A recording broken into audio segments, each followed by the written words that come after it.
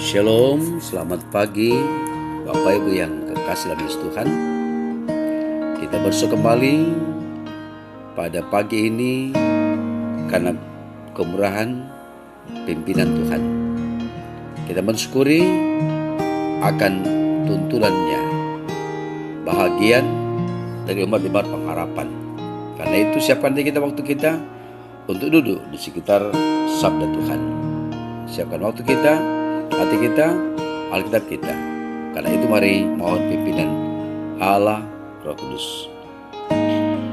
Di hari ini Allah, pada hari yang Engkau telah tetapkan bagi kami, untuk kami jalani, untuk kami isi, untuk kami nikmati, dan untuk kami nikmati bersama dan mewartakan kabar kebenaran.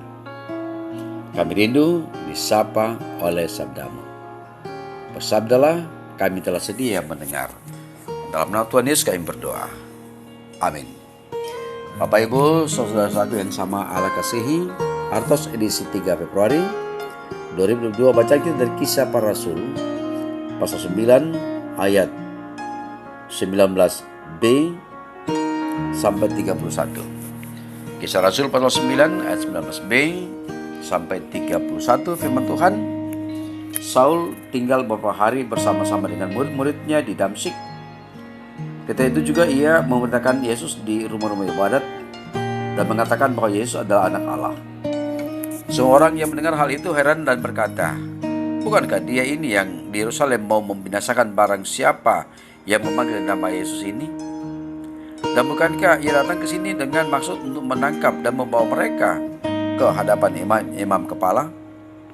Akan tetapi Saulus semakin besar pengaruhnya dan ia membingungkan orang Yahudi yang tinggal di Damsyik, karena ia membuktikan bahwa Yesus adalah Mesias. Beberapa hari kemudian orang Yahudi merundingkan suatu rencana untuk membunuh Saulus. Tetapi maksud jahat itu diketahui oleh Saulus, sehingga orang Yahudi mengawal semua pintu gerbang kota supaya dapat membunuh dia.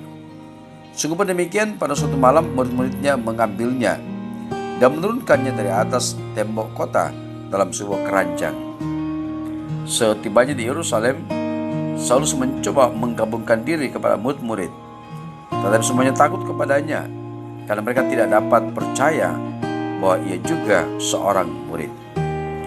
Tetapi Barnabas menerima dia dan membawanya kepada rasul-rasul dan menceritakan kepada mereka bagaimana Saulus melihat Tuhan di tengah jalan dan bahwa Tuhan berbicara dengan dia, dan bagaimana keberaniannya mengajar di Damsyik dalam nama Yesus.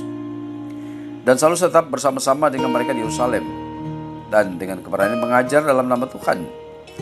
Ia juga berbicara dan bersoal jawab dengan orang Yahudi yang berbahasa Yunani, tetapi mereka itu berusaha membunuh dia. Akan tetapi setelah hal itu diketahui oleh saudara-saudara anggota jemaat, mereka membawa dia ke Kaisarea dan dari situ membantu dia ke Tarsus. Selama beberapa waktu jemaat di seluruh Yudea, Galilea, dan Samaria berada dalam keadaan damai. Jemaat itu dibangun dan hidup dalam takut akan Tuhan. Jumlahnya makin bertambah besar oleh pertolongan dan penghiburan Roh Kudus. Amin. Demikian sabda Allah.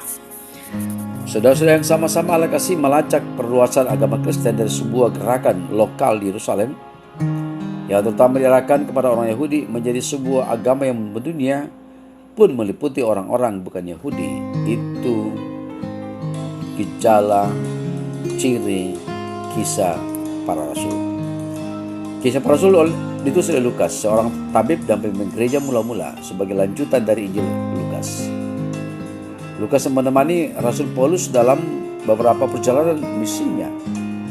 Lukas memperkenalkan dirinya dengan kata ganti pribadi kami ketika mencatat berbagai pengalaman Paulus di mana ia terlibat di dalamnya. Perikop bacaan kita pada hari ini berbicara masalah tanda-tanda kehidupan orang percaya. Entah disadari atau tidak, kehidupan kita selalu berdampak bagi orang lain, baik dampak positif atau negatif, ataukah dalam skala besar atau kecil. Citra Saulus sebagai seorang yang kejam terhadap pengikut Yesus sudah sedemikian terkenal di kalangan orang percaya, sehingga kita Saulus diberitakan mengalami pertobatan pun banyak pengikut Yesus masih takut dan sukar untuk percaya.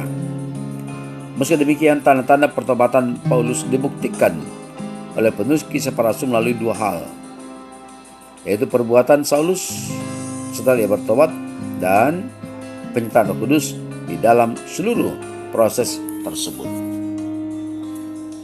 Segera setelah bertobat, Saulus giat memintakan dan membuktikan bahwa Yesus adalah Mesias. Segala pemberitaan dan pengajaran itu dilakukan oleh Saulus dengan sikap yang berani. Sikap segera dan berani yang ditunjukkan oleh Saulus ini merupakan suatu tanda bahwa Saulus kini telah percaya pada Yesus sebagai Mesias. Meski demikian, tidak semua orang dapat menerima perubahan drastis Paulus ini sebagai hal yang positif. Baik di Damsyik maupun di Yerusalem, Saulus ingin dibunuh oleh mereka yang tidak suka pada perubahan tersebut. Bukan saja dari kalangan orang yang tidak percaya, tetapi bahkan dari kalangan orang percaya pun Saulus menghadapi sejumlah tantangan. Bagi orang yang belum percaya, dia adalah musuh. Bagi orang percaya, ia dijauhi karena memiliki reputasi yang mengerikan. Walau demikian, berkat penyertaan Roh Kudus, segala tantangan dan kesulitan itu dapat dilewati oleh Saulus. Ketika Saulus terancam jiwanya, Roh Kudus meluputkan Saulus dari bahaya. Ketika Saulus dijauhi, Roh Kudus menyediakan seorang teman yang mau menerima dia. Bapak, Ibu, Saudara yang dikasihi Tuhan, kisah pertobatan Saulus ini mengajarkan kepada kita bahwa pertama, suatu pertobatan selayaknya membawa perubahan hidup pada hari yang baik. Kedua, suatu pertobatan juga membawa kita kepada risiko dan tantangan berkaitan dengan iman kita. Dan ketiga, sebagai orang percaya kita harus senantiasa bersandar pada pertolongan dan pimpinan Roh Kudus. Nah, sudahkah tanda-tanda ini kita miliki? Tuhan Yesus memberkati kita semua. Amin. Mari Bapak Ibu berdoa. Padamu Tuhan, saat ini kembali kami angkat syukur pujian. Engkau menampakkan, menghadirkan sosok yang awalnya membenci orang percaya kepada pengikut Kristus, dan dalam satu proses yang Allah sendiri yang bertindak,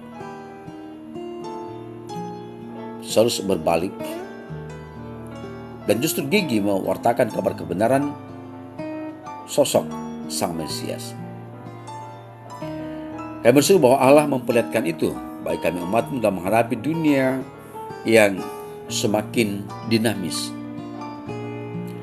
Dan risiko yang dihadapi adalah suka atau tidak suka, diterima atau tidak diterima. Dan karena itu Roh Kudus kiranya memampukan umat Tuhan, warga gereja, keluarga, warga kerukunan untuk menghadirkan dan menyatakan apa yang Allah perkenankan dengan risiko yang menanti. Kami berdoa untuk seluruh umat Tuhan dalam keberadaan mereka masing-masing, dalam pekerjaan mereka, dalam usaha mereka, dalam talenta mereka, dan dimanapun mereka berada. Tuhan senantiasa perlengkapi umat-Mu. Kami bisa berdoa akan warga gereja, kaum keluarga, dalam menghadapi setiap pergumulan mereka, baik soal ekonomi, soal sosial, soal pendidikan, soal politik, bahkan keyakinan.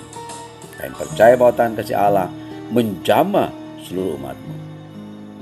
Anak yatim piatu, para janda dan lansia, berkenanlah Allah tetap memelihara dan menjaga mereka.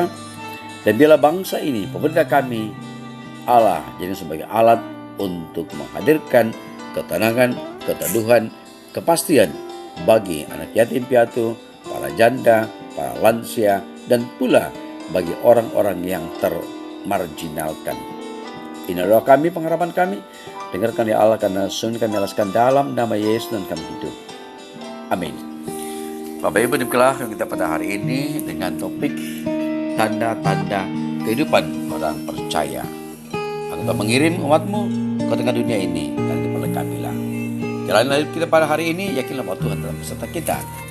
Karena itu selamat pagi, selamat sejahtera, tetap menjaga protokol kesehatan dengan memakai masker, dengan mencuci tangan, menjaga jarak, dan saling mengingatkan, menghimbau satu dengan yang lain. Selamat pagi, salam sejahtera, Tuhan beserta kita. Amin.